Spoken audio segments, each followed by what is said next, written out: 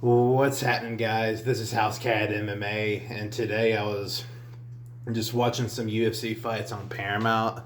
I don't know when they put this shit on Paramount, but they did at some point. And they have this thing where you can watch like a good bit of fights from the 2000s.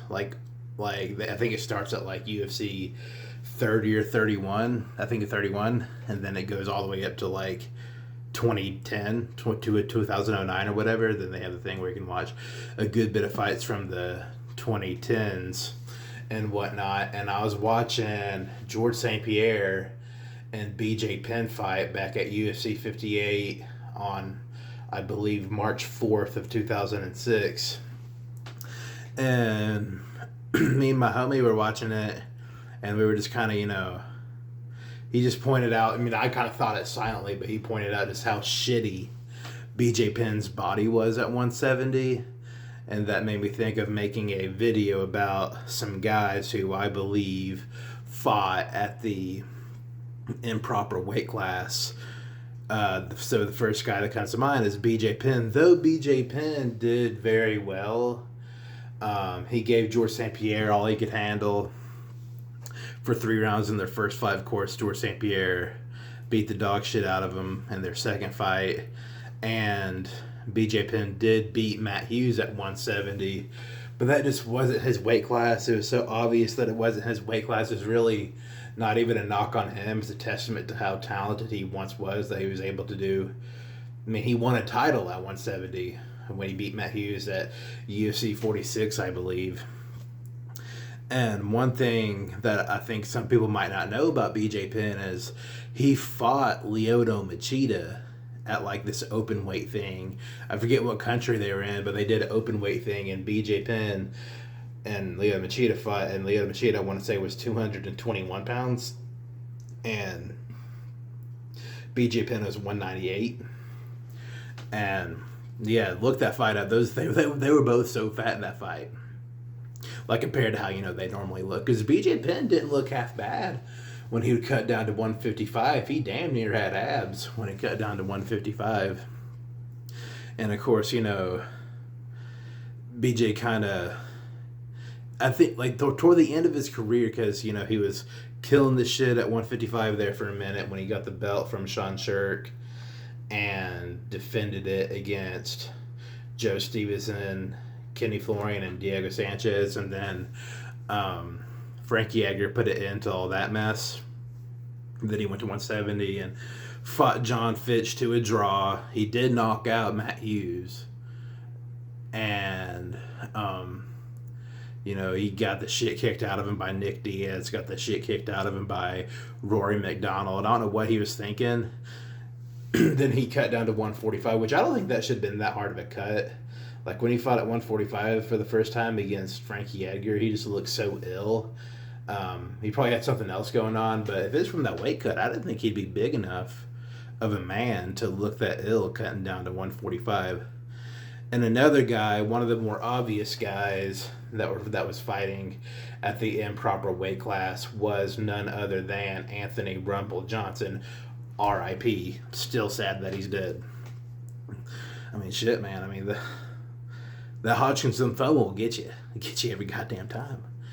But he was fighting at 170 at the beginning of his career, just losing fights that he just shouldn't have been losing. Like, how in the blue fuck did he lose to Josh Koscheck?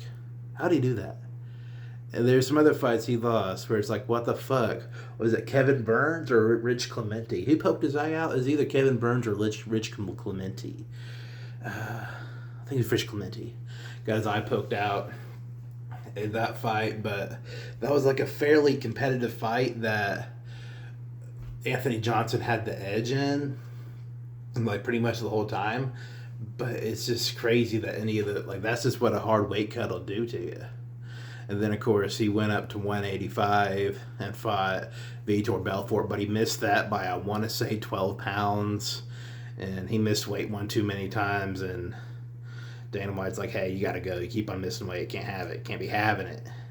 And then he kind of got his shit together, fought at 205, and then wound up one of the better 205ers to ever live. And just think if that motherfucker fought at 205 the whole fucking time, or heavyweight even, think about what would happen. I don't know. I would have really liked to know. I should have asked him that one time I met him.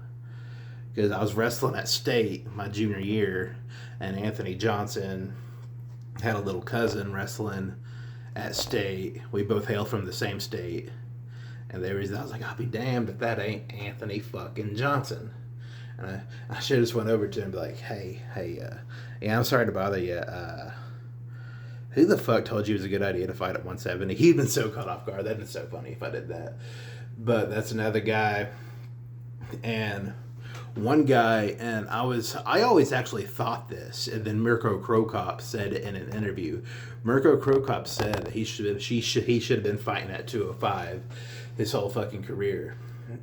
Because I don't think he weighed in. No, I was gonna lie and say that I don't think Mirko Krokop weighed in heavier than 227. Toward the end of his career, he did.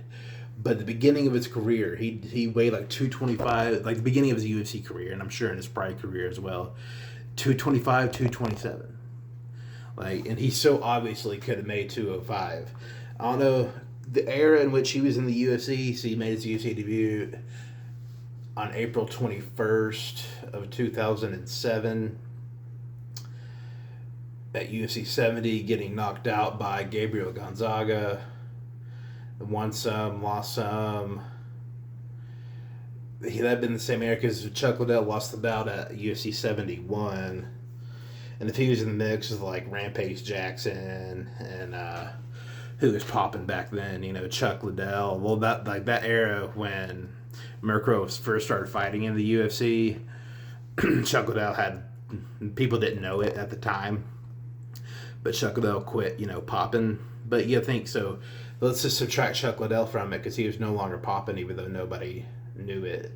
You got Rampage Jackson, Forrest Griffin, Tito Ortiz, Dan Henderson. I think Michael Bisping was just about to cut down to 185. 205 was not necessarily a murderer's row back then. I don't know what would have happened between him and Rampage Jackson. I think he would have knocked out Forrest Griffin, even though I love Forrest Griffin. I think he would have lead kicked Rampage Jackson to death. I think it's possible that Mirko Krokop could have been the 205 pound. There's like a little window from like 05 to 09. Not 05 to 05, 07 to 09. And maybe even a little bit after that. He would have beat Shogun Rua. So I'm saying there was a window from 07 to 011 where Mirko Filipovic could have won the 205-pound belt. Another guy who was fighting at the improper weight class, but is mainly out of necessity, was Frankie Edgar. Because there was no 145 in the UFC, no 135 or 145 in the UFC until I want to say it was October 28th of 2010 when the UFC and the WEC merged, and that kind of gave the lighter weight classes to fight on a more national scale, because the UFC was just a much bigger promotion. But that's a testament to how tough Frankie Edgar was fighting at, because I think he was like, I don't think he walked around at 155, but I think he was like skip a meal and he weighs 155. And he won the belt being incredibly undersized. And he defended it twice, retained it once, and then, of course, Benson Henderson put into that nonsense, which everybody knows that Frankie Edgar won the second fight. First fight, Ben Henderson won on sheer damage, but I don't know what fight the judges were watching when they had their second fight. And another guy who just was fighting at the incorrect weight class was, for most of his career, was Lyoto Machida. Lyoto Machida was a tiny light heavyweight, and he won the belt. But that is one fight. Well, a big what if fight is like, what if Anderson the Spider Silva and Lyoto the Dragon Machida fought? I mean, you got Spider versus a Dragon. I think, if I'm not tripping, Lyoto Machida fought, like when he fought at 205, he consistently weighed in at like 202, 203.